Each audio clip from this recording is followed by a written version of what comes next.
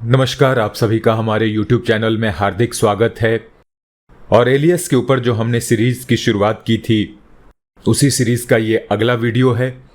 और इस वीडियो के तहत जो हम पहला आत्मचिंतन पढ़ेंगे वो है मन में ज्ञान पूर्वक शुद्ध विचार रखना, परोपकार में रत रहना, अतीत के लिए शोक और भविष्य की चिंता न करना। इतनी साधना यदि तुम्हारे अंदर हो तो फिर क्या चाहिए। आइए अगला आत्मचिंतन पढ़ते हैं। सब प्राणी एक ही वायु, एक ही प्रकाश, एक ही पृथ्वी पर आधार रखते हैं। एक ही महाप्राण के अनेक टुकड़े बन गए हैं। इस बात को सोचने से यही मालूम होता है कि मनुष्यों की आत्माएं परमात्मा का ही अंश हैं।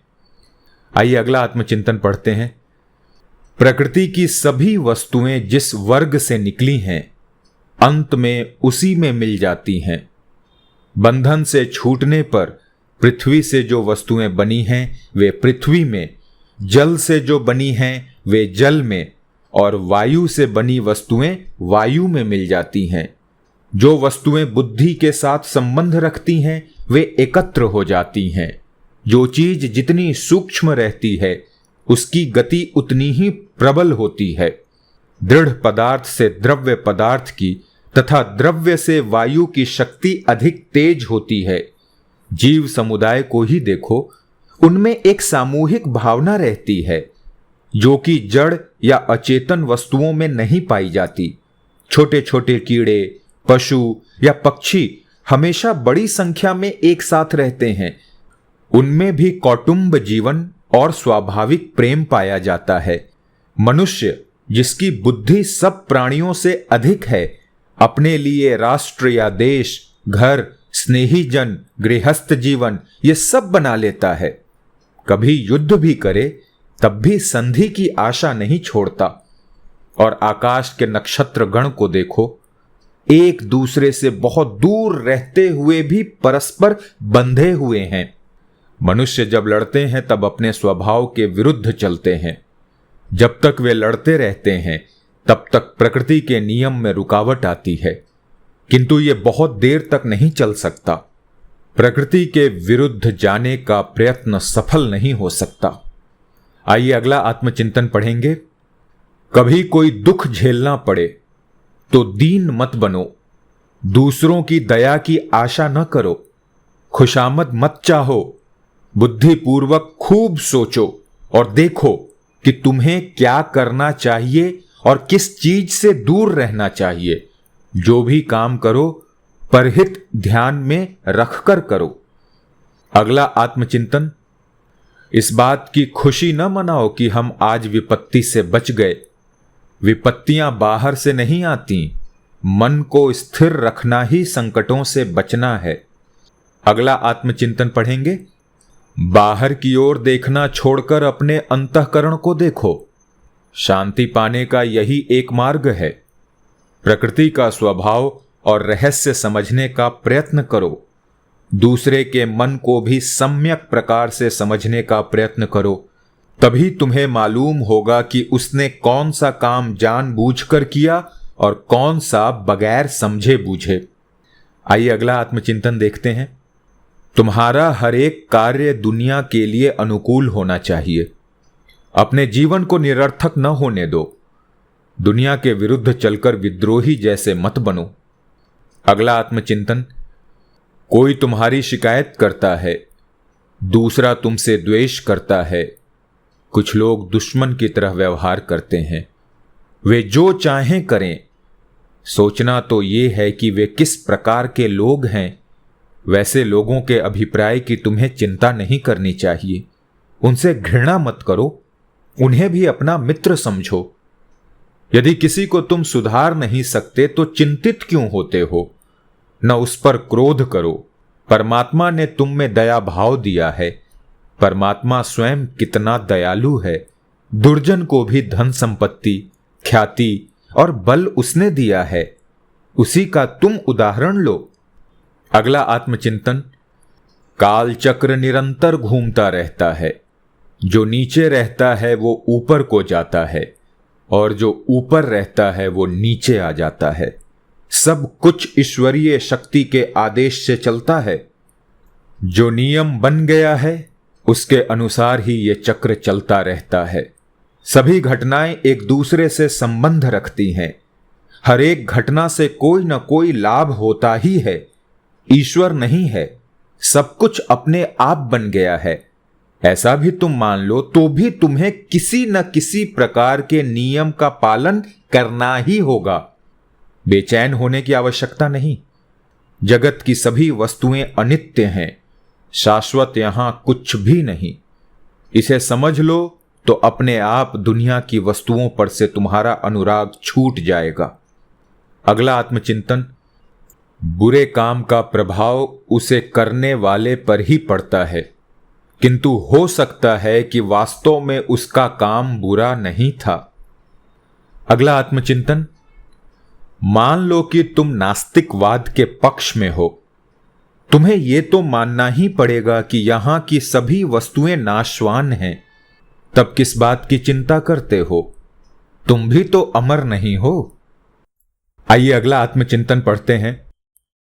किसी ने यदि निर्लज्ज व्यवहार किया तो उस पर नाराज होना ठीक नहीं। जरा सोचो तो सही कि यह कभी हो सकता है कि दुनिया में ऐसा व्यक्ति एक भी ना हो। यदि ऐसा होना असंभव है तो फिर तुम एक असंभव वस्तु की इच्छा करके दुखी हो रहे हो। दुनिया में कुछ निर्लज्ज मनुष्य भी हैं, उनमें से बस वो भी एक है। कोई चोरी करता है, छल कपट करता है, उस पर भी यही लागू होता है। तुम्हें यह मानना पड़ेगा कि संसार को सर्वथा दुष्ट रहित नहीं बनाया जा सकता। यह बात तुम्हारी समझ में आ जाए तो कपटी और चोर पर भी तुम दया ही करोगे। एक दूसरी भी बात है, सब बुराइयों की एकमात्र औषध तुम्हारा अपना सद्गुण है। जो द्वेष करे उससे प्रेम करना ही उसे सुधारने का मार्ग है।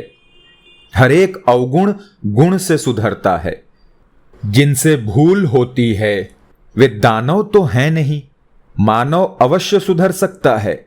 रास्ता भूलने वाले को सही रास्ता दिखाओ। उसकी गलती से तुम्हें कौन सा नुकसान पहुंचा? यदि तुम्हारा स्वभाव नहीं बिगड़ा तो कुछ भी नहीं बिगड़ा। हानि और लाभ तो तुम्हारे मन की स्थितियां हैं।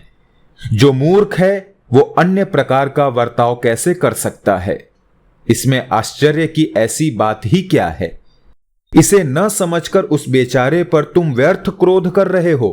तुम गलती कर रहे हो।